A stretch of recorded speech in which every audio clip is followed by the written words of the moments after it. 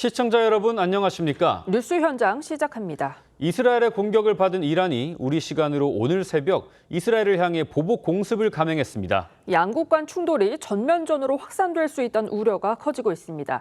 국제부 취재기자 연결합니다. 자, 김자민 기자, 이란이 대규모 보복 공격에 나섰다고요? 네, 이란은 현재 시간 13일 밤 9시쯤 이스라엘을 향해 탄도미사일을 발사했습니다. 이스라엘 언론은 미사일 200기가 날아왔고 약 9곳이 타격을 받았다고 보도했습니다. 반면 이스라엘군은 이란에서 두 차례에 걸쳐 날아온 미사일이 100개에 못 미치며 대부분 영토 진입 전 격추됐다고 밝혔습니다. 이스라엘 전역에 공습 경보가 울렸고 텔아비브 일부 고층 건물이 미사일에 맞아 연기가 피어올랐습니다. 언론에 따르면 텔아비브 주변 지역에서 최소 40명의 부상자가 나왔습니다. 이란 혁명 수비대는 이스라엘 국방부와 정보기관 등을 표적 공습했고 이스라엘의 방공망을 뚫고 성공적으로 타격했다고 전했습니다. 앞서 어제 새벽 이스라엘은 이란 핵개발 심장부인 나탄즈의 핵시설을 포함해 약 100곳의 목표물을 공격했습니다. 이 공격으로 이란 혁명 수비대 호세인 살라미 총사령관 등 군 고위 간부와 핵개발에 관여한 과학자 다수가 사망하는 등 78명이 숨지고 320명이 넘는 사람이 부상을 입었습니다. 네, 유엔 안보리 긴급회의에서는 이스라엘과 이란이 설전을 벌였다면서요? 네, 유엔 안전보장이사회는 이란의 긴급 소집 요청에 따라 긴급회의를 개최했습니다. 분쟁 당사국 자격으로 참석한 이란과 이스라엘 대사는 상대국을 향해 강도 높은 비난을 쏟아냈습니다. 우선 이란은 이스라엘과 미국을 함께 비난했습니다. 아미르 사예이드 이라바니 주 유엔 이란 대사는 세계에서 가장 위험한 이스라엘은 미국의 지원하에 군사 공격을 감행했다고 비난했습니다. 이에 데니 다논 주 유엔 이스라엘 대사는 외교적 기회도 줬지만 그 사이에도 이란은 핵 개발을 멈추지 않았다고 맞받으며 공격이 어쩔 수 없는 선택이었다고 주장했습니다. 미국은 이란이 핵무기를 보유하게 해선 안 된다며 이란을 공격한 이스라엘을 옹호하고 미국에 대한 공격을 강력히 경고했습니다. 지금까지 국제부에서 전해드렸습니다. 자, 이란이 자국의 핵시설을 공습한 이스라엘에 대해서 이틀째 보복 공격에 나섰습니다. 중동전이 확전기로에 있는데요. 김열수 한국군사문제연구원 안보전략실장과 자세히 짚어보겠습니다. 안녕하십니까? 안녕하십니까? 네, 안녕하세요. 실장님, 이란과 이스라엘 갈등이 어제 오늘 일은 아닙니다만 전례에 비춰봤을 때 현 상황은 좀 어느 정도로 심각합니까? 작년에 4월 달에도 이제 이런 비슷한 상황이 있었는데 작년보다는 상황이 조금 더 심각하다 이렇게 볼 수가 있습니다. 네. 작년 4월 달에 이스라엘이 시리아에 있는 이란의 그 총영사관을 공격을 했거든요. 그래서 네. 거기에는 이제 군 지휘관을 포함해가지고 많은 인원이 이제 사살이 됐습니다. 네. 여기에 대한 대응으로 이제 이란이 이스라엘에 대해서 공격을 했는데 그 공격이 한 2주 정도 있다가 공격을 했거든요. 이틀 동안 공격을 했는데 드론, 순항 미사일, 그다음에 이제 이 탄도 미사일 포함해가지고 한 150발에서 300발 정도 그 사이로 이제 공격을 했어요. 그런데 이번 같은 경우에는 바로 그냥 공격을 했단 말이에요. 네. 그러니까 이스라엘이 폭격하니까 드론으로 공격하고 다시 폭격하니까 이번에는 이란도 여기에 맞서가지고 탄도미사일을 공격했거든요. 작년보다는 좀 심각하다 이렇게 볼 수가 있죠. 그런데 또 이스라엘군에 따르면 지금 이란이 발사한 미사일이 100개에 못 미치고 대부분 요격이 됐다고 하는데 또 일부 보도를 보면 이스라엘 텔아비브 등지에서 40명 정도 부상자가 나왔다고 하거든요. 이 정도 공격이면 어느 정도 수준이고 또 앞으로도 어떤 공격을 감행할 거라고 보시는지요? 지금은 이제 영상을 보신 분들은 텔아비브에 이렇게 미사일이 떨어지는 걸 아마 보셨을 겁니다. 예. 그래서 이란이 쏜 것이 이스라엘은 100기다 그러고 이란은 150기 내외다 그러는데 어찌됐든 그중에서 9발 정도 이상은 떨어진 것은 확실한 것 같습니다. 예. 그렇다라고 하면은 이것이 이제 무엇을 의미하느냐 하면은 이스라엘의 방공망이 아주 좋다라고 하는 것이 첫 번째고요. 아무리 철저한 방공망이라고 하더라도 그래도 구멍은 있다라고 하는 것을 보여주는 겁니다. 만일에 이제 차후에 다시 이스라엘이 여기에 대해서 공격을 한다라고 하면은 지금까지는 주로 이제 이란 핵시설이나 군사시설에 대해서 군 지도부가 있는 곳에 공격을 했잖아요. 예. 앞으로는 공격을 한다라고 하면은 군사시설 그리고 이제 군수 공장 그리고 이제 그 인프라 이쪽에 초점을 맞춰가지고 공격을 하지 않을까 이렇게 생각을 합니다. 말씀하신 것처럼 뭐 핵시설이나 군사시설의 공격이 한정돼 왔는데 이스라엘 국방장관이요. 이란이 민간인 밀집 지역에 미사일을 발사한 걸 두고 맹비난을 하면서 큰 대가를 치를 것이다 이렇게 경고를 했습니다. 실장님 이거는 뭐 전면적인 군사 작전이나 본토 직접 타격까지 거론 뭐 가능성을 둔 거라고 봐야 될까요? 네, 이제 이 말의 의미는 레드라인을 넘었다라고 하는 거거든요. 네. 그러니까 이제 자기들은 그러니까 이스라엘 쪽에서는 공격을 한 것이 딱 이제 정해져 있었잖아요. 그러니까 네. 나탄즈를 포함해서 핵시설 관련 시설하고 그리고 이제 군 지휘관들이 있는 시설만 공격을 했는데 오히려 이란은 텔아비브를 통해 가지고 도심에 있는 이제 공격을 해서 그로 인해서 이스라엘 주민들이 사망을 했다는 거거든요. 네. 그럼 이거는 주민을 공격한 거 아닌가, 민간인을. 그러니까 여기에 대해서 이제 레드라인을 넘었다라고 얘기하는 거예요. 그런데 이 말의 의미를 자세히 보면 네. 이란의 미사일의 정밀도가 그만큼 떨어진다는 거예요. 네. 그러니까 이스라엘은 아주 정밀한 미사일을 갖고 있어가지고 정말 어떤 한 지점에다가 바로 때릴 수 있는데 네. 이란의 미사일은 그 정도로 정확도가 없다는 거거든요. 그래서 제가 볼 때는 여기서 레드라인을 넘었다라고 계속해서 이스라엘이 이 얘기하는 것은 다시 공격을 하기 위한 명분을 축적하기 위한 것이다 이렇게 볼 수가 있죠. 그런데 이런 보복 공격의 발단이 앞서 이스라엘군이 전투기 200대를 동원해서 이란의 핵시설을 전격 공습했기 때문이죠. 이스라엘이 오는 15일에 있을 미국과 이란 핵 협상을 염두에 뒀다고 봐야 될까요? 아니면 뭐 이스라엘 국내 정치 상황 탓이다 이런 분석도 있던데 어떻게 보시나요? 이스라엘의 국내 정치 상황은 워낙 뭐 우리 언론에서 많이 다뤘기 때문에 특별히 더 얘기할 거는 없는 것 같습니다. 하마스에 대한 것도 그렇고 헤즈볼라에 대한 것도 그렇고 후티 반군에 대한 것도 다 이제 이스라엘의 지금 네타냐후 총리가 사법 리스크에 걸려 있기 때문에 총리를 물러나는 순간 바로 그냥 재판을 받고 이렇게 법적 구속이 될 수가 네. 있거든요. 그럼 지금 현재 상태로 계속해서 무언가 확전을 하고 전쟁 중인 경우에는 이제 그런 문제가 없어지니까 그것 때문에 그런 거 아니냐라고 하는 것이 이제 일반적으로 얘기할 수 있는 거고요.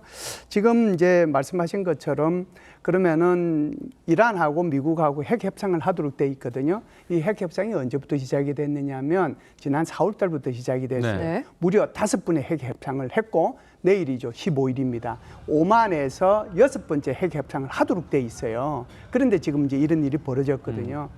우리가 이제 과거를 보면 제국주의 시대의 한포 외교라는 말을 많이 들었을 겁니다. 예. 그러니까 국가를 개방시키기 위해 가지고 함대를 동원해서 포를 뻥뻥 쏘면 놀래가지고 이렇게 개방하는 것을 예. 우리는 그걸 한포 외교라고 그러는데 그건 디플로머시거든요. 그러니까 협상이 교착 상태에 빠지거나 잘 안 될 때 아주 무력 시위 같은 것을 통해 가지고 오히려 상대방을 압박함으로써 상대방이 협상에 나오도록 하고 그 나왔을 때 자기가 유리한 방향으로 협상의 결과를 끌고 가기 위한 하나의 수단으로 사용할 수 있는 거거든요. 그래서 지금 보면 이것은 이제 미국과 이제 이란 간의 핵 협상이긴 한데 이스라엘이 이렇게 이제 나선 것은 지금까지 5번째의 핵 협상을 통해 가지고 전혀 이란이 핵 뭐라고 할까요? 이 농축을 포기할 의사가 없다는 것을 최종적으로 거의 확인했기 때문에 예. 그래서 이렇게 공격하지 않았는가라고 보는 거죠. 네, 중동전으로 확전될지 여부는 미국 측 입장에 달렸다고 해도 과언이 아닌데요. 이스라엘과 이란, 미국 측의 입장 듣고 전망해 보겠습니다. In the past 24 hours, we've taken out top military commanders, senior nuclear scientists, the Islamic regime's most significant enrichment facility, and a large portion of its ballistic missile arsenal. رژیم صهیونیستی اشتباه بزرگی کرد. غلطی کرد و عواقب او رو بیچاره خواهد کرد به توفیق الهی. Well, I don't want to say imminent, but it looks like it's something that could very well happen. 자, 트럼프 행정부는 이란이 이스라엘에 보복 공격을 개시하자 중동 지역의 군 자산을 이용해서 이스라엘의 방어를 지원했습니다. 트럼프 대통령은 NSC를 소집해서 중동 상황을 논의를 하기도 했고요.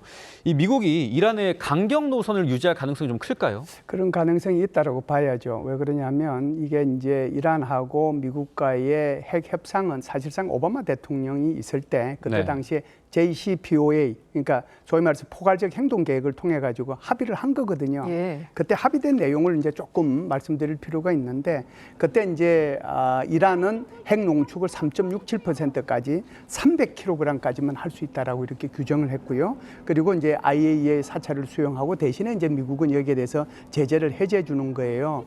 농축의 3.67%라는 것이 굉장히 의미가 있습니다. 우리 원자력 발전소 돌리잖아요. 네. 상업용 원자력 발전소 돌릴 때 거기에 사용되는 것이 4% 내외예요. 네. 그러면 3.67%라고 못 박은 이유는 상업용 원자력을 돌리기 위한 핵 연료로서의 네. 3.67%거든요. 그런데 지금 이란이 어떻게 하고 있느냐 하면 IAEA 보고서가 최근에 발표가 됐는데 지금 60%까지 농축을 했고 예. 그것도 지금 거의 한 257kg까지 이게 이제 가지고 있단 말이죠. 이 정도 되면 지금 1년이나 1년 반 정도 되면 이걸 가지고 완전히 핵무기를 만들어낼 수 있고 그러고 네. 나서 다시 이제 한 1년 뭐 안쪽으로 되면 실전 배치까지 할 수 있다라고 얘기를 하는 거거든요.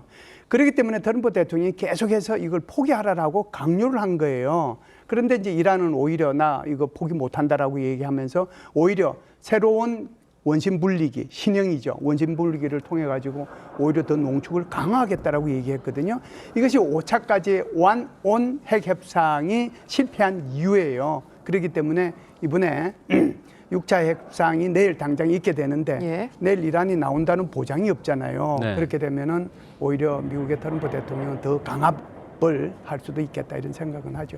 네, 전면전으로 확전되지 않도록 상황을 좀 지켜봐야겠습니다. 지금까지 김열수 한국군사문제연구원 안보전략실장과 함께했습니다. 실장님 감사합니다. 북한 김정은이 어제 군수공장을 방문해 포탄 생산 실태를 점검했다고 북한 관영 매체가 보도했습니다. 김정은은 공장 설비를 돌아보며 현대전에 맞는 신형 포탄 생산을 더욱 확대하라고 지시했습니다. 시찰 현장에는 딸 김주애도 포착됐는데 이틀 전 나즈낭에서 열린 신형 구축함 진수식 때부터 동행 중인 걸로 파악됩니다. 어제 민주당의 원내대표로 선출된 김병기 의원이 1년 내 내란 세력을 척결하겠다며 새로운 원내 체제를 꾸렸습니다. 국민의힘도 차기 원내대표 선출을 위한 후보 등록 신청을 받고 있습니다. 취재기자 연결합니다. 자, 구승현 기자, 민주당의 새 원내대 체제 어떻게 구성될지 전해주시죠. 네, 어제 선출된 김병기 신임 원내대표는 당선과 동시에 관원법 행위 특별조사위원회를 꾸려 1년 안에 내란 세력을 척결하겠다고 공약한 바 있습니다. 특검 전국과 맞물려 대야 강경 노선이 강화될 거란 전망 속에 집권 초 민생 현안은 물론이고 이전 정부에서 거부권에 막혔던 각종 입법에 속도를 낼 것으로 보입니다. 추경안 처리와 민생회복 지원금 지급 논의도 첫 번째 과제로 꼽힙니다. 김 원내대표는 오늘 별다른 공식 일정을 잡진 않았는데 서울 모처에서 진행되는 이재명 대통령 장남 결혼식에 다수의 여권 인사들과 함께 참석할 걸로 알려졌습니다. 대통령실은 대통령 부부와 가족, 친지들이 참여하는 가족 행사로 열릴 예정이라고 밝혔습니다. 국민의힘도 오늘 오후 5시까지 차기 원내대표 선출을 위한 후보 등록을 받는다고 하는데 현재까지 몇 명이 출사표를 던졌습니까? 네, 국민의힘은 오전 9시부터 오후 5시까지 차기 원내대표 선출을 위한 후보 등록 신청을 받습니다.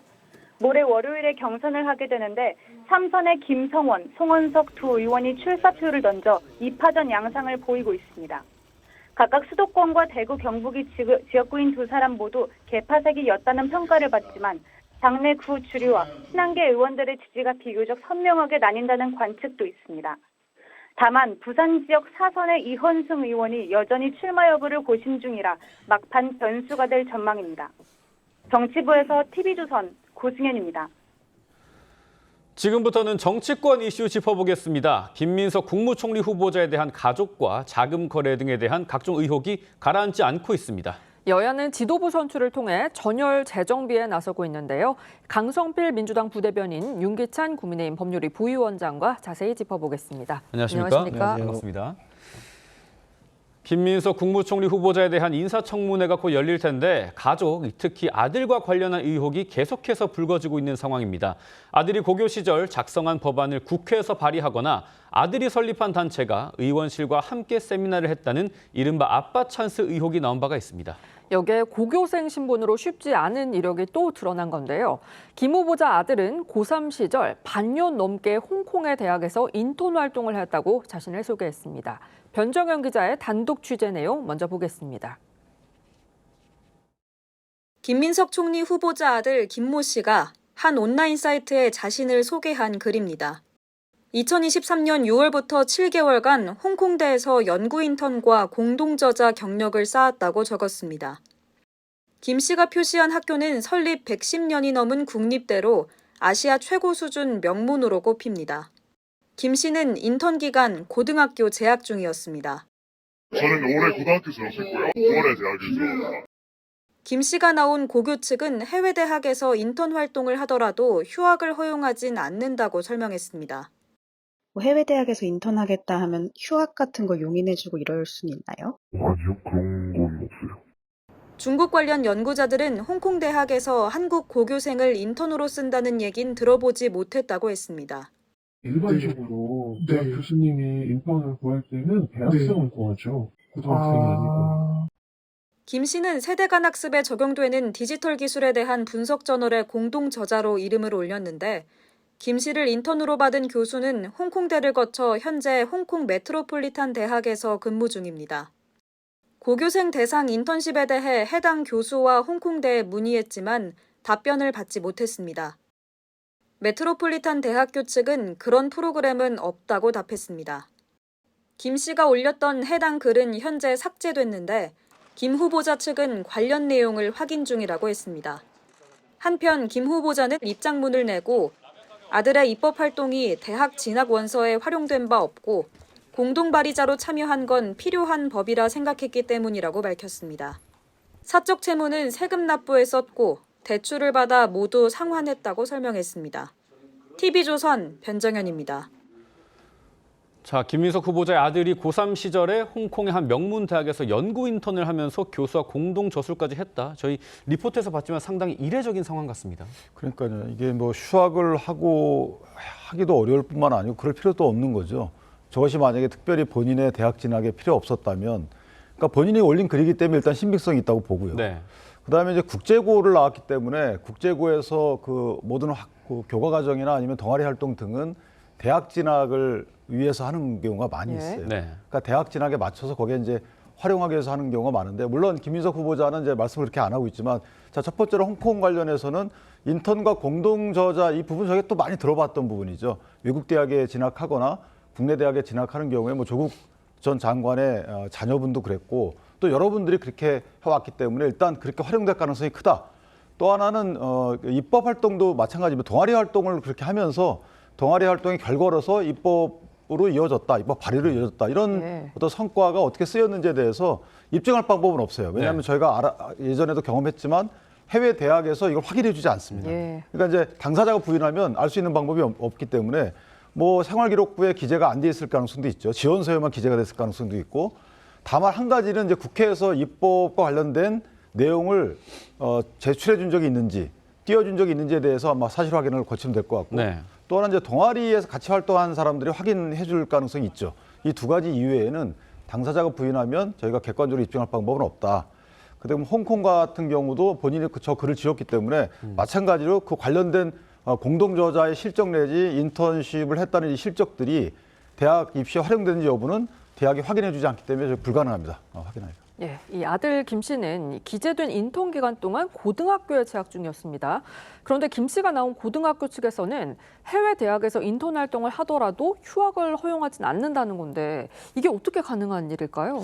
이 부분은 이제 김민석 후보자가 인사청문회 과정에서 국민들이 납득할 수 있도록 충분히 설명을 해야 되고, 또 야당의 청문위원들의 질의에 대해서도 성실하게 답변을 해야 되고, 여기에 대해서 자료 제출이 있다고 하면 자료도 성실하게 전 제출하는 게 맞다라는 기본적인 입장을 말씀드리겠습니다. 근데 본질은 이런 것 같아요. 그러니까 아빠 찬스가 있었냐 없었냐. 그럼 아빠 찬스가 이렇게 뭐 논문을 썼다든지 법안을 발의했다든 것이 이런 것이 아빠가 국회의원이었기 때문에 가능했다는 거 아니겠어요? 그러면 그러한 어떤 실적을 가지고 대학 입시에 활용이 됐느냐 안 됐느냐, 사실 그게 본질인 거예요. 조국 전 장관과 관련해가지고도 어쨌든 본인이 뭐 대학 교수이고 뭐 고위 공직자이고 이런 스펙을 이용해가지고 자식들이 거기에 대해서 어떤 혜택을 받았고 그것이 대학 입시에까지 활용이 됐기 때문에 이 다른 학생들과 공정한 출발선에서 출발하지 않고 앞선에서 출발했다는 게 국민적인 분노가 있었던 거 아니에요. 그런데 지금까지 김민석 후보자는 어쨌든 아들이 법안 발의한 것도 그렇고 여러 가지 행동들은 대학 입시는 활용되지 않았다. 내가 오해받을까 봐 그렇게 하지 말라고 했다라고 밝힌 상태이고, 이 법안 발의 같은 경우도 조금 말씀 말씀을 드리면 국회의원들이 법안을 발의할 때는 여러 가지 청원, 입법 청원이라는 걸 받기도 하고 또 그 민원 같은 경우 접수를 하기도 하고 상임위에서 관련된 부처와의 질의를 통해서 이건 개정을 해야겠다라는 생각이 들었을 때 국회 입법조사처를 통해 가지고 완성을 시킨 다음에 이게 발의가 되는 것이고 소위에서부터 아니면 국회 본회의까지 이 과정들이 있는 것입니다. 그렇기 때문에 이러한 과정 속에서 충분히 본인이 발의한 것도 아니고 또 그 해당 국회의원이 김민석 아들과의 어떤 단체와의 어떤 교류를 통해서 했기 때문에 이것이 대학 입시에 활용되지 않았다고 하면은 저는 문제될 것이 없고 또 만약 활용됐다 하더라도 이 과정 절차가 김민석 의원과 크게 해당이 없다면 이조차 무방하다 생각합니다. 입법 관련해서는 사실 일반인의 경우에는 국회의원은 소개가 있어야지만 입법 청원이 가능해요. 국회의원이 소개가 있거나 또는 100명 이상의 동의를 얻어야지 이제 입법 청원이 가능한데 이 경우는 그렇게 했던 것 같지는 않아요. 그러니까 김민석 의원을 거쳐서 했거나 아니면 김민석 의원이 다리를 놔서 아는 의원을 통해서 했거나 뭐 사실은 아들과 국회의원과의 친분이 형성되기가 쉽지가 않잖아요. 그러니까 이거는 그대로 얘기하시면 돼요. 김민석 의원이 내가 소개를 했다라고 하시면 될 일이고 이런 데까지는 아마 청문회 과정에서 거짓으로 얘기하실 가능성은 적고 근데 이제 고등학생이 이 국회 동아리 활동을 통해서 입법의 구체적인 그 어떤 법조항까지 만들어서 내기는 쉽지 않거든요. 저도 이제 변호사지만 그러니까 아마 이런 취지의 입법이 필요하다라는 아이디어를 내가지고 그 아이디어가 만약에 김민석 의원이 좋다 평가받아서 입법으로 이어졌다. 이건 이해를 하겠는데 동아리 활동 내역을 보면 이게 구체적으로 좀 너무 자세히 나와 있다는 거죠. 그러니까 여기에 대해서 조금 설득력 있는 해명을 내놔야 될 것이다. 이렇게 생각합니다. 뭐 이른바 무임승차나 교육 문제는 우리 국민들이 상당히 민감하게 반응하는 부분이기도 하고 김민석 후보자에 대해서 관련한 의혹도 나오고 있어서 국민의힘 쪽에서는 지명 철회가 필요하다 이런 입장일까요? 그러니까 이제 사실관계부터 먼저 해야 되겠죠. 돈 문제 관련돼서도 제기된 의혹에 대해서 일요일쯤에 본인이 상세하게 인터넷상을 통해서 밝히겠다고 했잖아요. 그걸 봐야 될 부분이 있고 저 부분도 마찬가지로 아들과 관련돼서는 지금 의혹이 한 3가지 정도가 제기됐는데 그 의혹에 대해서 아직 저희가 정확히 이게 문제가 있다라고 밝힐 만한 객관적 정황은 제시하고 있지 못해요. 그러니까 이게 실제 입시에 활용됐는지 여부, 그다음에 실제 본인이 내가 거짓말로 인터넷에 올린 겁니다. 이렇게 할 수도 있잖아요. 홍콩 관련돼서 이게 제가 사실 좀 과시한 겁니다. 이렇게 하면 또 더 이상 다툴 여지가 없는 거거든요. 그다음에 아까 제가 말씀드린 대로 해당 학교, 코넬 대학교 등 외국 대학에서는 입시 자료를 외부로 보여주지 않습니다. 이건 지난번에 한동훈 전 장관의 경우에도 확인이 됐던 부분이잖아요. 따라서 입증할 수가 없어요. 그러니까 일단 상식적으로 다소 이례적인 정황들만 보이는 건데 여기에 대해서 청문 과정에서 국회 국무위원들, 국민의힘 청문위원들이 어떠한 자료를 제시할지 정황적 증거를 제시할지를 보고 나서 입장을 아마 총리 후보자께서 밝혀야 되지 않겠는가 이런 생각입니다. 청문회를 살펴봐야겠네요. 이 김민석 국무총리 후보자가 과거에 불법 정치 자금을 받은 인사와 석연치 않은 금전 거래를 했다 이런 의혹도 나오고 있습니다. 어제 김 후보자 입장 들어보겠습니다. 이러저러한 궁금증이 언론에서 제기되는 것들이 있어서 제가 오늘 적당한 방식으로 말씀드리겠습니다. 아마 그러면 궁금증이 다 해소될 거라고 보고 좀 있으면 제가 SNS에 올릴 거예요. 올리시는 그 2가지 글을 보시면 국민께서 가지시는 의혹들이 다 말끔히 해소될 거라고 생각을 하시나요? 그렇게 보고 있습니다.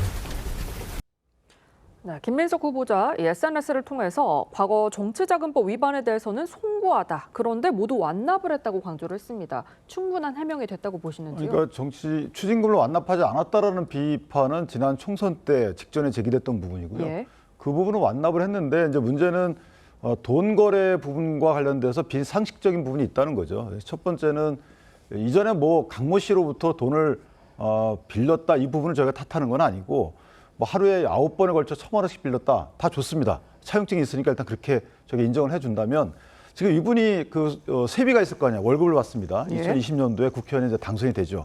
근데 2019년도까지 그때까지는 9천만 원 정도를 갚아요. 추징금을. 그다음에 2020년도부터 매년 6천만 원에서 1억 6천만 원씩 갚습니다. 이것은 제가 공부를 보고 계산을 해낸 거예요. 그러니까 1억 6천만 원에서 1억 6천만 원씩 갚아요. 그러면 이제 그 정도 세비를 거의 다 거기에 썼다고 볼 수 있는 거잖아요. 오히려 더 썼습니다. 그럼 그 돈은 어디서 났는지. 예컨대 생활비를 하나도 지출 안 하셨다는 거거든요. 오히려 더 추가적으로 본인이 뭔가 인풋이 있어야지만 이 돈을 감당할 수 있는 것인데 세금을 다 냈다면 이게 돈이 이제 앞뒤가 안 맞는다는 부분이 하나 있어요. 자, 아들에 대한 학비는 뭐 아들이 또 어머님이 계실 테니까 그 부분은 본인이 이제 해명을 어떻게 할지를 봐야 될 것 같고요. 아들에 대한 학비도 1년에 1억 정도 든다는 거니까 그건 뭐 해명을 제가 받아보겠습니다. 두 번째는 본인이 이제 사단법인을 꾸려서 그 사단법인을 통해서 기부금을 받은 게 있어요. 그 한 1억 정도 되거든요. 네. 이 돈을 어디다 썼는지도 밝혀야 될 겁니다. 왜냐하면 송영길 전 민주당 대표의 경우에는 사단법인을 통해서 7억 정도의 정치자금을 받은 혐의로 유죄 판결을 받은 적이 있단 말이죠.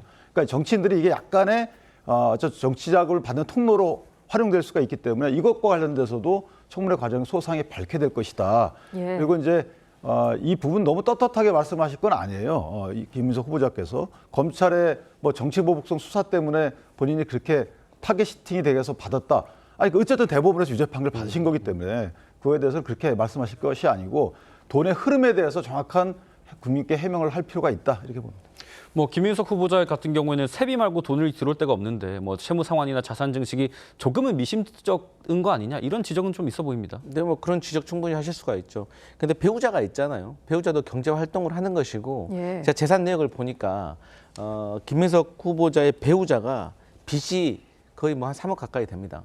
그러니까 본인이 그동안 국회의원으로 활동을 하면서 거의 대부분을 그 추징금을 상환하는 데 썼던 것이고 그 나머지는 생활비는 또 배우자가 벌어가지고 같이 썼을 수도 있는 것이고 또 배우자도 지금 채무가 있기 때문에 이런 내용은 충분히 소상이 좀 밝혀질 것으로 봅니다. 근데 전체적인 틀에 대해서 제가 좀 설명을 좀 드리고 싶어요.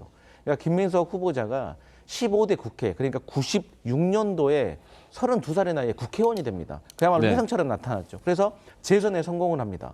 그런데 2002년도에 서울시장 선거에서 낙선을 합니다. 그리고 나서부터 21대 국회의원이 되는, 그러니까 2020년까지는 거의 한 18년 동안을 정치 야인으로 살아갑니다. 네. 그러면 젊은 나이에 국회의원을 2번이나 한 사람이 경제활동을 제대로 할 수 있었겠습니까? 이건 사실 이 정치권에 있었던 분들은 사실 대충 이해하는 부분이고 그 10몇 년 동안은 사실 김민석이라는 사람은 사실상 정치 생명이 끝났다라고 거의 없어진 정치인으로 생각할 정도로 사실 잊혀진 인물입니다. 그러니까 이 18년 동안 경제난에 있지 않았겠습니까? 그리고 그 과정 속에서도 어쨌든 간에 경제난에 있었기 때문에 이 지인들에게 돈을 빌렸을 수 있고 또 그 과정 속에서도 이제 추징금 7억 2천만 원을 갚아 나간 것이고 결국 오랜 시간 동안 소액이지만 꾸준히 갚아서 추징금도 완납을 한 겁니다. 그리고 개인 간의 채무도 결국 어쨌든 간에 올해 대출을 받아서 상환을 한 겁니다. 그렇기 때문에 전 돈을 빌려준 사람들이 김민석이 제 돈 빌려가서 안 갚았어요 라고 지금 뭐 말을 하는 것도 아닌 상황에서 이 채무에 대해서 공격하는 것은 변제가 된 상태에서 좀 과도하지 않나. 그러니까 그래도 일국의 총리가 될 수 있는 후보자가 사실 이렇게 너무 큰 금액도 아닌데 어떻게 생각하면 생활고에 좀 시달렸던 이 과거에 대해서 이거 너무 공격하는 것이 아닌가 그런 우려가 듭니다. 그래서 문제를 삼는 거예요. 왜냐하면 지금 돈을 빌려줬다는 사람이 9명이잖아요. 1,000만 원씩. 네. 그다음에 강모 씨는 아직도 뭐 4천만 원을 빌려준 상태고 그러면은 돈을 달라고 하는 것이 정상인데 그러니까 지금 정치권에서 의심하는 것은 이게 빌려준 게 아니고 차용금으로 저희가 그 포장을 했지만 실제는 정치자금으로 준 거 아니냐 이런 문제 제기를 하고 있는 거잖아요. 그럼 법 위반이니까. 그런데 이번에 이제 후보자가 신고한 재산 내역을 보면 본인 예금이 6천만 원 정도가 있어요. 본인 예금이 6천만 원인데 빚을 왜 일부 안 갚았지라는 문제 제기를 하고 있는 거예요. 그렇다면 이게 빚이 아니고 원래 그냥 차용증은 썼지만 이게 실제 빚이 아니고 그냥 정치자금으로 준 거 아니야? 이런 문제 제기를 하는 것에 일단 힘이 실릴 수 있기 때문에 여기에 대해서도 후보자가 청문회 과정에서 해명을 해야 될 것이다 이렇게 생각합니다. 네, 추가적으로 한 말씀만 드리면 저는 개인적으로 이제 보좌관 생활 오래 해봤기 때문에 재산 신고도 제가 같이 관여를 해봤어요. 근데 이분이 돈을 받아가지고 쉽게 말해서 그것을 안 갚으려고 했고 어떤 불법적인 돈을 받았다고 하면 이걸 재산 신고 내역으로 개인 간의 채무로 남겨둘 필요가 굳이 있었을까? 그리고 어쨌든 이거는 현재 대출을 통해서 상환이 된 상태다. 추가로 설명드립니다. 네, 뭐 금년간에 추가 입장을 낸다고 하니까 그것도 지켜봐야겠습니다. 지금 다른 이슈를 좀 살펴보면 차명 대출과 부동산 의혹 등으로 오광수 전 민정수석이 사의를 표명을 했죠. 이재명 대통령이 수용을 했습니다. 그런데 이재명 대통령이 이 국정상황실장에 민변 출신의 송기호 변호사를 임명을 했습니다. 뭐 이른바 검찰 출신 나가고 민변이 들어왔다. 뭐 법률권에서 파워게임 시작된 거 아니냐 이런 얘기가 들리거든요. 근데 사실은 이제 이거 보는 시각에 따라 다른 건데 예를 들어서 뭐 전 민정수석의 경우에는 낙마할 사유는 분명히 있어요. 그런데 문제는 뭐냐면 전 민정수석의 여러 가지 명의신탁 관련돼서 여권 수뇌부가 알고 있었는데 만약에 입장을 표변한 것이라 그러면 이제 파워게임이라고 볼 여지가 있는 것이고 다만 이 민정수석이 낙마한 이후에 여권에서 보인 반응은 좀 납득이 안 되는 부분이 있어요. 약간은 이제 안타깝다, 뭐 옹호해주거나 이런 것보다는 다소 공격에 편승하는 듯한 이런 모습을 보여줬죠. 근데 저는 이제 송 변호사의 인사는 조금 납득이 안 돼요. 예. 그러니까 송 변호사가 인사에 적합하지 인물이 아니다 이런 취지가 아니고 실제 국정상황실장이라는 것은 이재명 대통령 입장에서 보면 작은 비서실장 정도로 국정상황실에 거는 기대가 크거든요. 네. 그 모든 정보가 모이는 것도 있고 정책의 컨트롤 타워 역할도 맡기겠다 해서 30명 정도까지 아마 늘릴 겁니다. 그렇다면 국정상황실장이라는 분은 상당히 중요한 인물이 와야 되는데 실제 송 변호사는 이재명 대통령과 그렇게 접점이 많은 분은 아니에요. 2017년도에 정계 입문했듯이 약간 문재인 전 대통령과 인연이 이제 시작이 됐고, 예. 그다음에 이분이 뭐 통상 전문가로서 FTA 영어 번역문에 약간 오류를 발견해서 상당히 공이 큰 분이죠. 네. 그러니까 능력은 있는데 국정 상황 실장에 맞는 인물은 아닌 것 같은데 저분이 오게 된 그 경로에 대해서 아직 저희가 모르기 때문에 비판을 할 수 없지만 어쨌든 의외의 인물이고 이 의외의 인물이 온 시점이 오광수 민정수석이 밀려난 시점이기 때문에 네. 마치 이제 여권 내부에 그 예전에 문재인 정부 시절에 있었던 참여연대와 민변 세력이 다시 약간의 그 권력 갈등이 있는 것 아니냐. 일반적인 그 이재명 대통령의 친위 세력하고 네. 이런 이제 관측이 조금 있는 상황이죠. 네. 근데 이제 좀 너무 편가르기가 심한 것 같아요.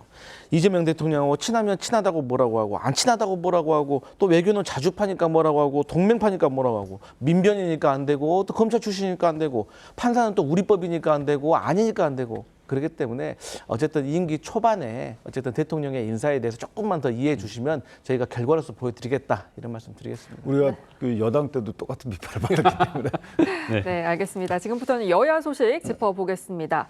민주당 원내대표로 4선 서용교 의원을 꺾고 3선 김병기 의원이 선출됐습니다. 김병기 의원의 각오부터 들어보겠습니다. 1년 안에 내란 세력을 척결하고 산적한 개혁 과제를 신속하고 단호하게 처리해야 합니다. 진실의 마지막 조각까지 찾아내겠습니다. 이재명 정부의 성공을 뒷받침하고 대한민국 재건에 저의 모든 것을 바치겠습니다. 민주당 원내대표 경선이 친명 선명성 경쟁이다 이런 얘기도 있었지 않습니까? 네. 그러면은 친명은 김병기 의원에게 반응했다 이렇게 봐야 될까요?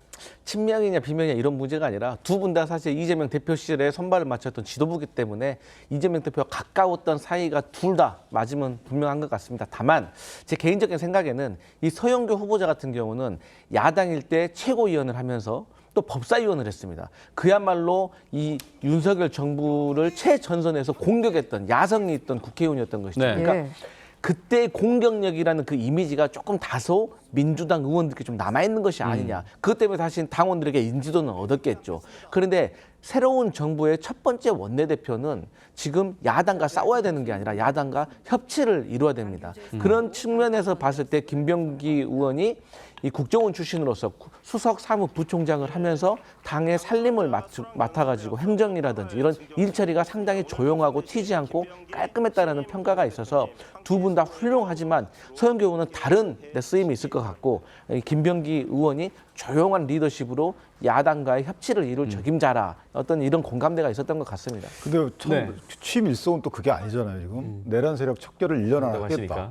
그다음에 뭐 특조위를 만들어서 끝까지 해내겠다라고 하시는데 지금 말씀하신 것처럼 원내대표는 원래 원내 전략은 워낙 다수당이기 때문에 크게 문제가 없어요. 그러니까 대통령의 국정을 뒷받침하면 되는 것이고 문제는 야당과 협치 문제인데 저렇게 말씀하시면 안 되는 거죠. 저는 이번 대선을 갖다가 중간 평가를 인식을 해야 돼요. 민주당에서는 50%를 대통령이 득표를 못했잖아요. 그러면 과반을 득표 못했다는 것을 민주당에 대한 중간 평가로 인식을 하고 야당과의 수기 과정을 제도화해야 되는 부분이 있는 것이지 이걸 갖다 저렇게 지금 의석수대로 어떤 힘으로 밀어붙이는 그 행보를 계속하겠다. 이러면 저는 이재명 대통령께 상당히 부담되는 원내 전략이다. 이렇게 생각을. 네, 국민의힘에서 지금 김성원, 송원석 의원의 2파전이 치러지고 있죠. 다음 시간에 짚어보도록 하겠습니다. 지금까지 정치권 이슈 짚어봤습니다. 말씀 감사합니다. 감사합니다.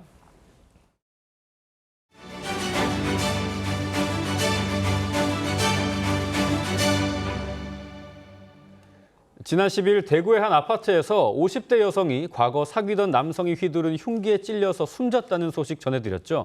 이 스토킹 살인 사건의 용의자가 아직까지 검거되지 않고 있습니다. 경찰은 용의자가 세종시 인근으로 잠입한 사실을 파악하고 수색과 탐문을 벌이고 있는데 수사가 길어지자 인근 주민들이 불안해하고 있습니다. 김달호 기자입니다. 인적이 드문 세종시의 한 산기슭입니다. 낡은 컨테이너가 놓여 있고 개 한 마리가 그 앞을 지키고 있습니다. 지난 10일 새벽 대구의 한 아파트에서 연인이었던 50대 여성을 살해하고 달아난 40대 용의자가 목격됐던 곳입니다. 컨테이너가 한 몇 년째 비어있던 데고 그냥 그 창고로 쓰던 데인데 거기에 사람이 있을 일도 없고 거의 훔쳐갈 것도 없는데 뭐 도둑이 들었을 일도 없고. 경찰은 일대 야산을 수색했지만 용의자를 찾지 못했습니다. 범위를 넓혀 인근 저수지까지 잠수부를 동원해 샅샅이 훑었지만 성과는 없었습니다. 경찰은 용의자의 인상착의가 담긴 수배 전단을 만들어 탐문 수사도 벌이고 있습니다. 세종과 청주 일대 주민들은 불안감을 호소합니다. 낮에 그 밤에 문 걸어 잠그고 그냥 너무 불안해요. 밤이 잠이 안 올 정도예요. 세종시는 시민들에게 입산과 외출을 자제하고 인적이 드문 장소는 출입을 유의해주기 바란다고 당부했습니다. 경찰은 수색 범위를 넓히고 공개 수사 전환도 검토하고 있습니다. TV조선 김다로입니다.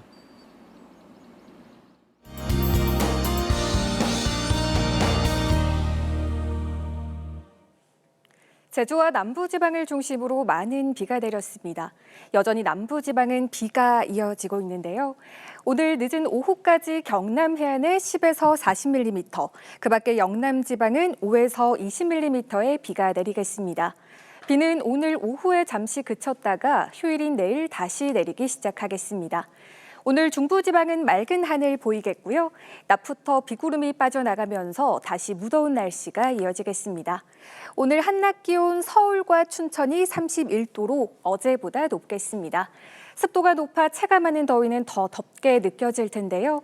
외출하신다면 시원한 옷차림 해주셔도 좋겠습니다. 내일 오전부터 제주도에서 비가 내리기 시작해 오후면 전국 대부분 지역으로 확대되겠습니다. 비가 그친 뒤 주 중반까지는 구름만 다소 지나겠습니다. 날씨였습니다. 네, 6월 14일 토요일 TV조선 뉴스 현장은 여기까지입니다. 함께해 주신 여러분 고맙습니다.